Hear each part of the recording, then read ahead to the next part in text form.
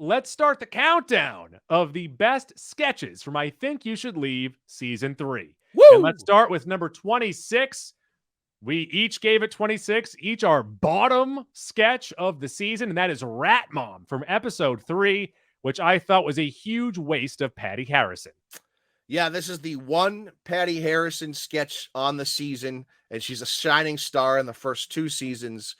This is the surprise party sketch where she reveals she keeps rats in her desk, and it's just not good. It's not particularly funny. It builds, especially on your first watch. It builds to a point, and you're like, "Oh, there's going to be a good payoff here," and then there's nothing. There's nothing. What is the chicken place in it? I don't even remember. I don't. Because that's the best joke from the sketch. Make a living now. I think my favorite line is probably "Dogs are to Steven what rats are to me," as well as the chicken thing. So it's not the worst sketch they've ever done, but it's just not that funny and a severe disappointment. Just is very, very disappointing. At number 25, the Metal Motto Search. This is from episode 6, 24 for me, 23 for you. The animation's kind of funny in this. This is the game show with Metaloid Maniac. Yeah, Danny Green's photo wall of metal model search. It's funny the to say, and I really like the recurring. And by the way, we have a 25 cumulative.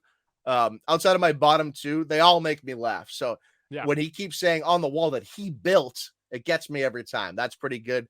The issue, as you're going to see, I think, and it's a common thought we both have through these 3 seasons, they got to get Sam Richardson off that host character. It just doesn't do it. It doesn't play all that well. Also, not to, raise one up by taking one down, but this isn't Chunky. No, it's a worse version of Chunky, although I do on the wall that he built. Moves like a bug. The Metaloid Maniac will zip around. At number 24 is Dirty Songs from episode 6. You had it at 19. I had it at 25. And Don Bonderly. He's meh. Don Bondarley.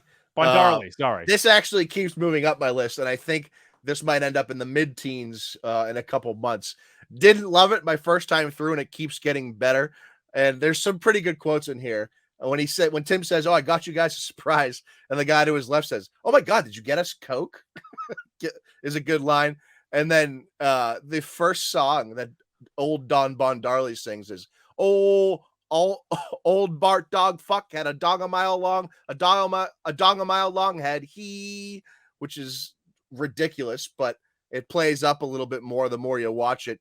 And then the best line, though, and the one that absolutely kills me, especially on rewatches, is at the very end when he goes, "Now comes the time of the night when I face the wall and give you guys a chance to jack off." And then it just ends. Sketch was okay. It wasn't that great. It gets better. All right, Mac, we have a tie at number 22. Supermarket Swap VR. You had it at 25. I had it at 18, and I think this is great physical humor. Yeah, this one was my least favorite, or second least favorite on the first watch, and it just stayed down there. It's not that funny. It's a little too much. I get what they're going for. I don't know. It just doesn't really make me laugh, and it seems like a waste of the girl from the bear. I do like in here, my favorite line in here is, "I'm really crossed up." Also tied at number 22 is Seeing Things Differently. I had it at 21. You had it at 22. And I got a bunch of little chuckles in there. I did laugh pretty good at the dead body stuff. And also, don't tell him he's creative. My favorite line is when they finally call him out and he's finally like, "Well, what? No. Well, like I look at this and it's like, it's not this. It's like a fucking, and then they're like, "What? Say it." And he goes, "It's a bloody cock." Like, what? Excuse me?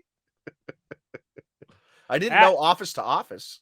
At 21 is Friend Group. This is the Beck Bennett sketch. I had it at 22. You had it at 20.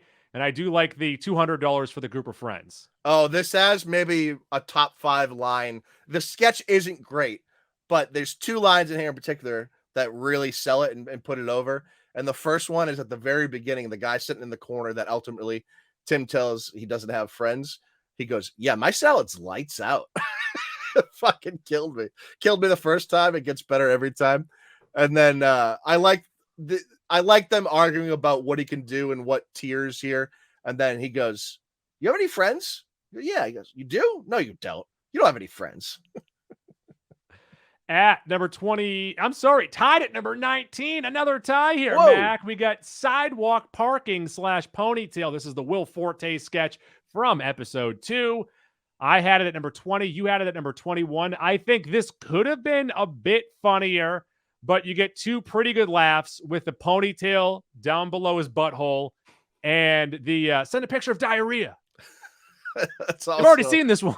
And by the way, we are now in the portion where all of these are funny. So even though we have it ranked 19th, it's still quite funny. I love that he says, "Now I got a car stuck in my ponytail and I'm fucked." The way he says fucked is perfect. And then when she first gets handed his phone, she goes, "It's all just screenshots of cigars." Yeah. And then when the other ponytail guy puts his hand in dog shit, the way Forte laughs is quite good. Also at number 19 is Pacific Proposal Park, episode 4. I had it at 17. You had it at 24. And I did laugh the first time he said, "That guy's penis is red as hell." Yeah, that's the only line in there that makes me laugh. He's talking about the wrestlers and toilet truck and whatever, and it just doesn't hit for me. But towards the end, he goes, "I saw his whole penis, and it was redder than hell." That, and then also when he's like saying, "Oh no, this guy is also this guy." He's changing costumes. Like that was pretty funny. Yeah.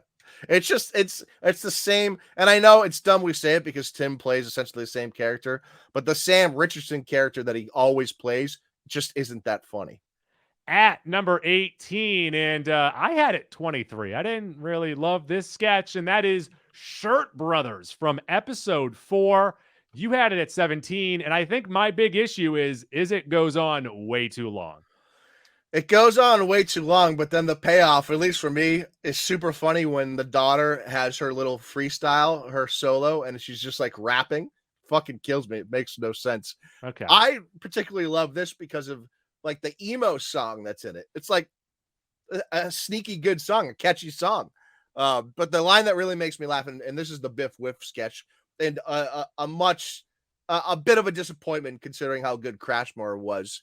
But when he says, "Oh, I stepped out to drain the lizard," fucking kills me every time. Also, shout out and sending love from Mac and Goo to Biff Whiff. Yes. Yep. He's currently fighting some sort of cancer. You gotta give. Go to GoFundMe. You gotta give. He's got a GoFundMe going. So all right, at number 17, and this is played perfectly by Tim Robinson in this sketch.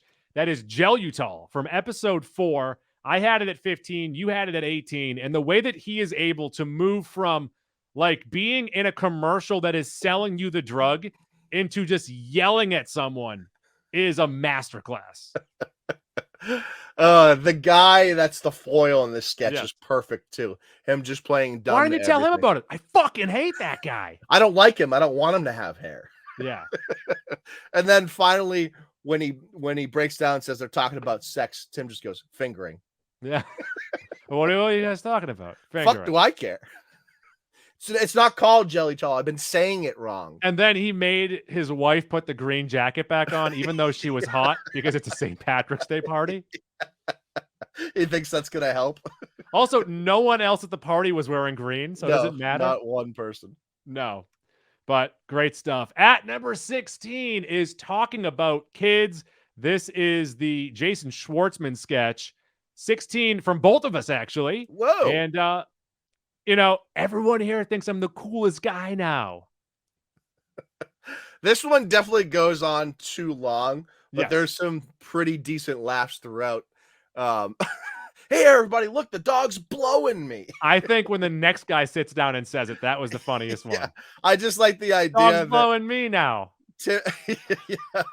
Tim's character goes out of his way. He's like, "I got to make sure no one notices Jason Schwartzman's talking about his kids, so I got to do the most outlandish shit." So there's some decent laughs in there, but towards the end when Tim's finally over it and he has no more ideas, they're all just standing around and waiting for him, and the one guy starts humping the wall. And he goes, "What about this? Is this something?" And he's just banging the wall. "No, let me think of it. I'll think of it. I'll think of it." At number 15, unanimous 14s by the two of us, and that is Dog Hair from episode 3. He wants the Cranston, and also, I am of the right mind right now to kill you. Oh man, I am well within my rights to kill you. Uh the thing that gets me here, and this is purely visual, is on the second, third, fourth rewatch, you notice in the restaurant on the date, he's not sitting regular. He's sitting a little hunched over, so the hair looks more like dog hairs, and it's fucking unbelievable. They just keeps like listening to the guys behind him. It's not like this will never jump up on the list, but it makes me laugh every time. Also, this is one of those sketches where you think it's going one way with the guys talking at the bar, and it goes a completely different direction. Right. Dog hair. What the hell are you talking about? Dog hair.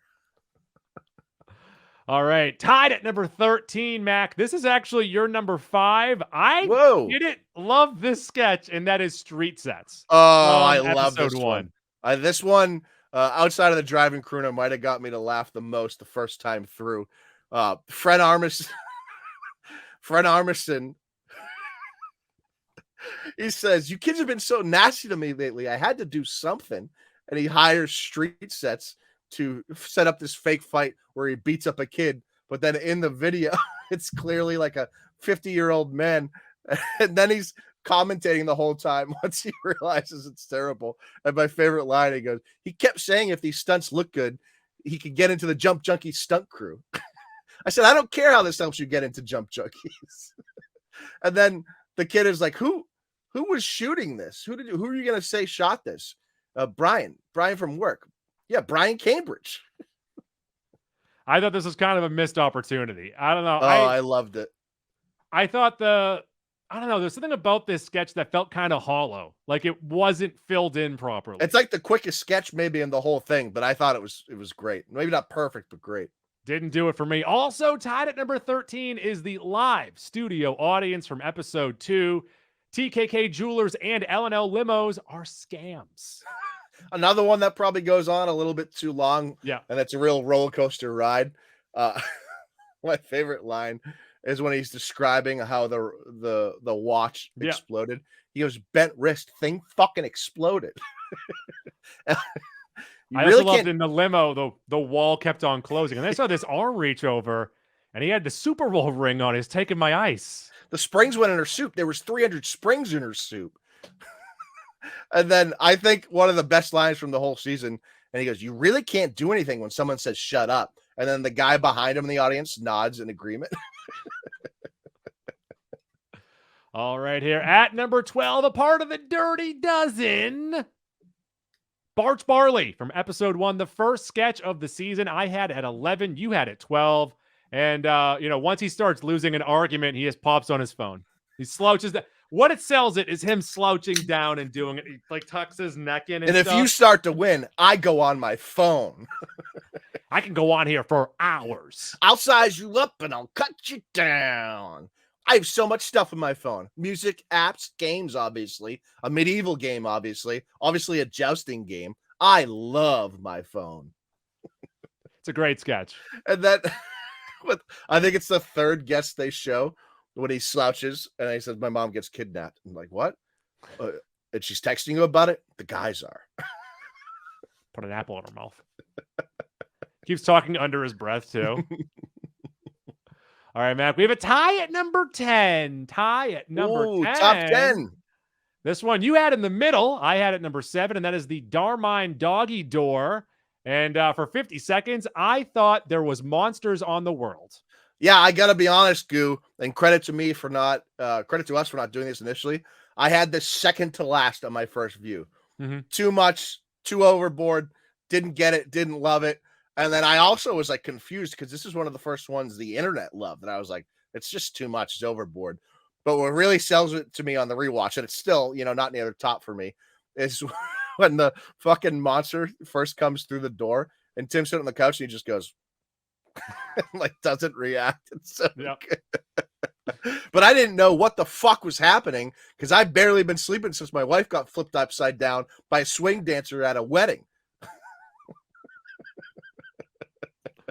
This was the sketch that when I first saw it, I said to myself, this feels like him just yelling. This feels like him just leaning into Yeah. what the other 2 seasons That's were. why I didn't love it first time through. But like I said, after a while, you watch it, you've already thrown a couple lines out there, but the way that he is just like maneuvering his body Yeah.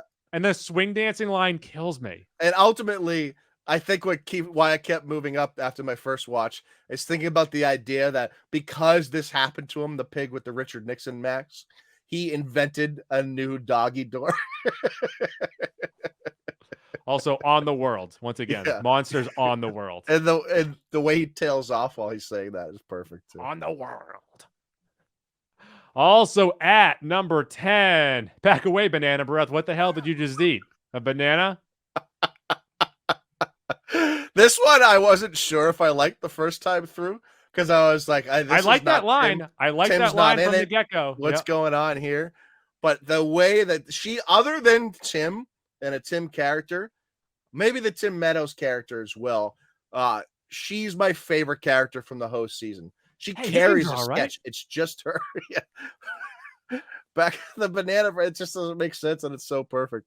And then when she's asking the woman next to her, just get it big and use it as a nightshirt, just lounging around, big shirt, some undies. And then the guy saying he doesn't know how to do computers. And he slips through the computer. By the way, there are some great shirts out there of people who took that computer, put it on there. Oh, that's such a good idea. So we didn't do it, but we Back could. away, banana breath. What the hell did you just eat? A banana? A banana?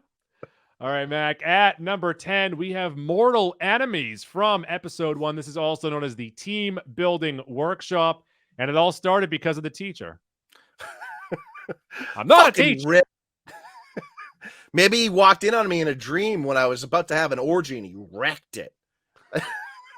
I think my favorite line from this, though, is when he keeps throwing the fake water on it and Rick goes, "Knock it the fuck off!" He just finally loses it. My favorite line is he goes, "Oh, everybody hates you now because you came and you pulled my hair plugs up." When he said hair plugs as opposed to just hair, that's all I needed. Every time you say that, I'm just going to keep doing it. And then, so hyper, my life is out of control. The final part when he goes, "I can't believe all that happened because the teacher." All right, Mac. At number 8 is Tasty Time Vids, episode 6. I had it at 10. You had it at 9. I just slept with Frankenstein's chick.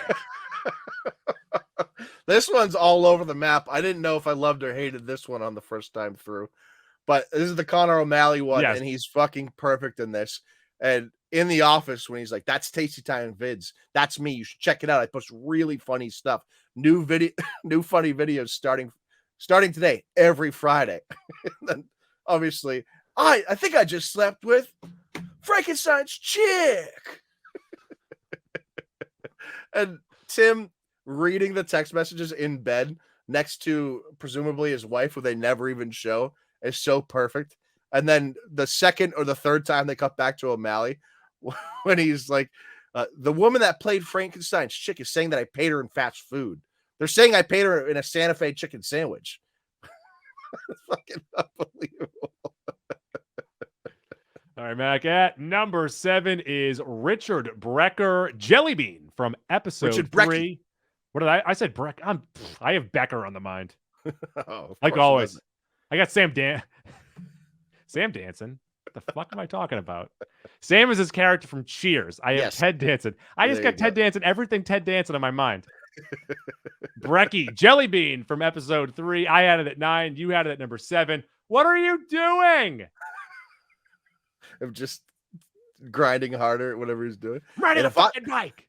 And if I talk, you get money, but I never talk. Don't just come here and this old shit. Don't just come here and try to make me talk. I don't want to talk. I love this stuff. I love old stuff. Only come here if you like that stuff. It's all frat boys, bachelor parties. When he pulls up and gets out of the car, knowing he's gonna have a bad time, and he does showtime. I'm gonna make you talk. But I never talk. And then he has the counter in the back with like $171. Now, here's a question to you, something I've thought of on multiple rewatches here. Is the crowd splitting that money, or is that the money per person? I feel like each person has to get that. Wow, that's a lot of cake. Yeah, it's a lot I of don't money, which makes it I even don't know funnier. how the theater's making any money No, off it's him Richard Brick. losing all the money. Let's go on Uh, to Goo's Juicy Six Pack, and that Ayo. is the Pay It Forward sketch at the drive-through, episode 3. I had it at 5, you had it at 8, and I'm trying something. I'm doing something here. Please let 100 me go chicken tenders, first. 100 meatballs, 100 coffees, 55 chicken wings, 55 shakes, 55 pancakes, 55 pastas, 55 meals, meal sides, hot peppers. Oh, she got hot peppers. My favorite part of the sketch. And by the way, this might be the best idea for a sketch. It's Yes. just not the funniest one to me. But out of the whole season, I think it might be the best idea. When he beeps and the guy gets out of the car and walks back, he goes, "Hey, come on, what's going on up there?" Yeah. And then he says to the guy did it for you. You're the guy. 55 pastas. And then when the woman behind him backs up at like 30 miles an hour, Which so also she orders 55 of everything. yeah, it's so funny. I actually really hate the way it ends where he just runs, but this is a great idea for a sketch. Yeah. All right, Mac, at number 5, and this is the sketch I think got the heartiest laugh of a big surprise, and that is the wedding photo. This is from episode 5. We each had it at number 6, and when Tim Meadows puts the feather in his mouth and throws up, I fucking died. 3 seconds to think of something silly. That's fucking insane. It's not enough time. It could be Barney. The fuck am I supposed to do with a purple feather? Clop his hair. And Meadows is so good at this. And then the guy he gets into the argument with about the businesses they own and shit and the investments is so Yeah. Barney doesn't have hair. Will you shut the fuck up? He's like a cloth. Cloth is hairs. It's like tiny little hairs. Even his mouth has little hairs. He's cloth. Cloth is hairs. Like I said, this is a really funny sketch. And when he throws up, like his thought is to first off, he reaches for like the sunglasses, and when he doesn't get this, like, oh shit, Now the feather. woman grabs him so that he's stuck with the feather. Feather. And the only thing he come up with is to gag himself with the feather. You could be a flapper. What the fuck is that?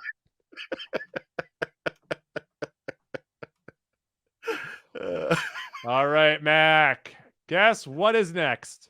Oh, A 3-way tie for number 2. Whoa! Yeah. Classic Mac and Goo. I love that for us. So All this right. means, did we have the same top 4? Roughly. Yes, we did. Yeah, so that's why. But it's all jumbled up. Yep.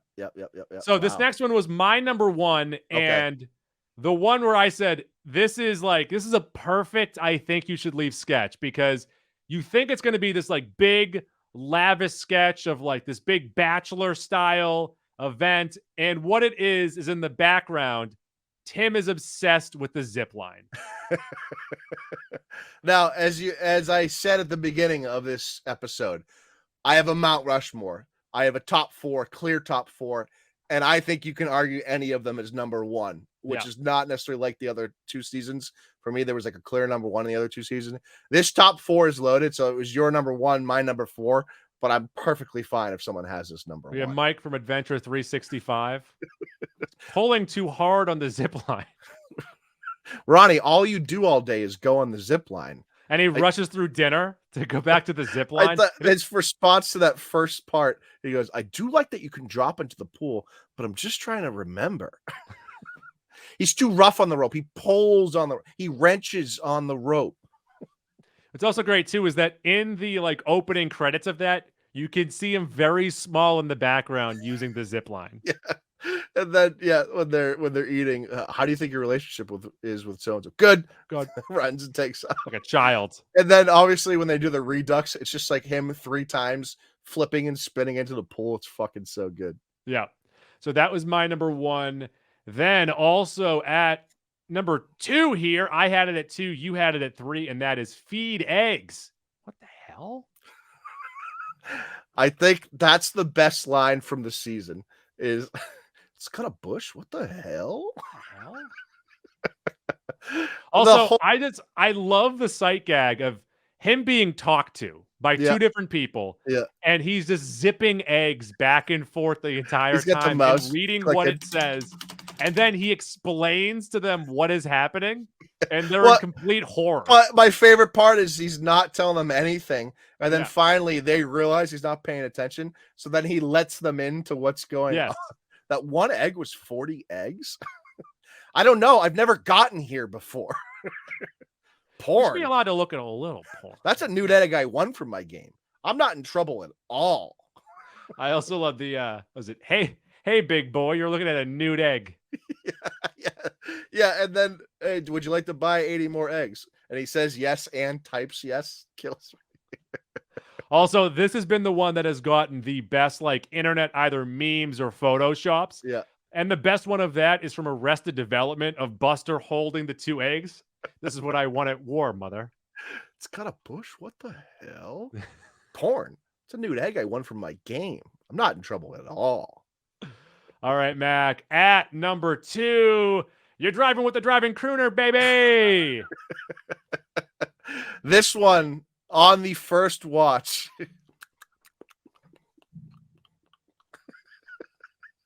On the first watch, I was only able to watch the first episode, and this is the last sketch of the first episode. It fucking killed me. And to your point, like you were talking about before, this takes such a hard left Yes. to where you think the sketch is It's going. a huge soft open of like, hey, if you ever need someone to drive you while you're drinking, just let me know. I'll come pick you up.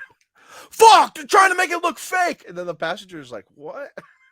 You're driving. There's people crooner, who want baby. to kill me, James. You got to be right next to me to make it look real. Right next to me. Fuckers. But my favorite line from this whole spiel is when the guy's walking his dog. Fuck, he's trying to steal my decals. The way he says decals fucking murders me. I think he was just walking his dog. Fuck, he's trying to take my decals. Oh, it's so good. It's so good. It's the first time through, that was the hardest I laughed, was on this one. And then at number 1, and you had Drum it at roll, number please. 1. I had it at number 3, and I really can't argue this. This is such a great sketch, and that is the ABX heart monitor from episode 3. Tim Heidecker, Club Aqua, Club Haunted House, and I was jacking off.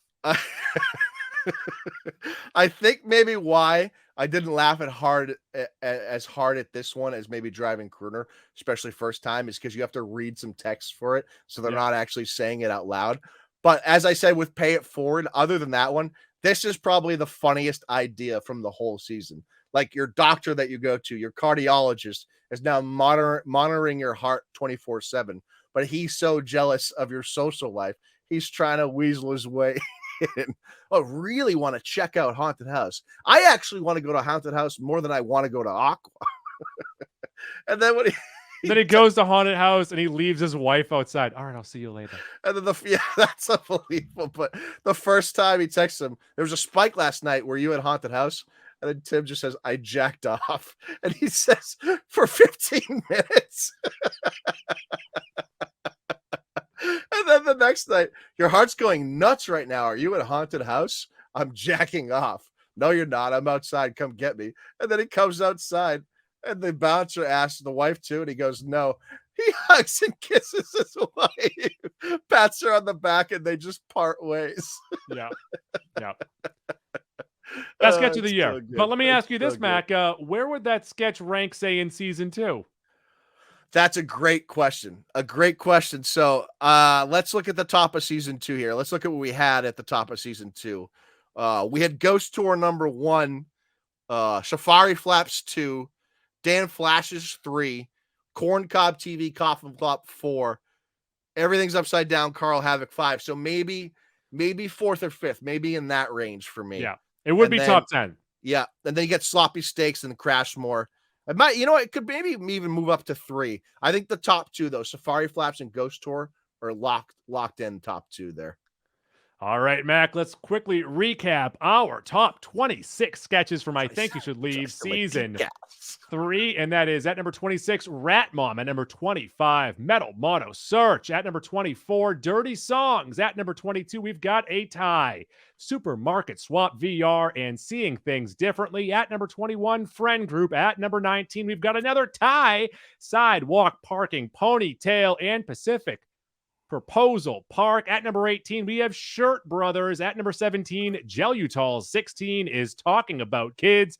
15 is Dog Hair. Tied for 13 is Street Sets and Live Studio Audience. At number 12, we have Barch Barley. Tied at number 10, we have the Darmine Doggy Door and HR Meeting / Banana Breath. Back away, Banana Breath. What the hell did you just eat? A banana? At number 9, we have Mortal Enemies. At number 8, we have Tasty Time Vids. At number 7, Richard Brecky. At number 6, Pay It Forward. 5 is Wedding Photo. And then we have a 3-way tie at number 2, Summer Loving, Feed Eggs, and The Driving Crooner. And at number 1 on the list, the ABX Heart Monitor. I love it. I love the list. Our cumulative top 4 was my personal top 4, not in the same order, but to me, Heart Monitor, Driving Crooner, Feed Eggs, and Summer Loving are a top tier in and of themselves. So I love that those were the top 4. Oh, hi, it's Goo from the Mac and Goo Movie Club. If you like what you just saw, you can find full episodes of our program on Apple Podcasts, TuneIn, Stitcher, CastBox, iHeartRadio, or wherever podcasts are found. And now it's time for girls jumping on trampolines.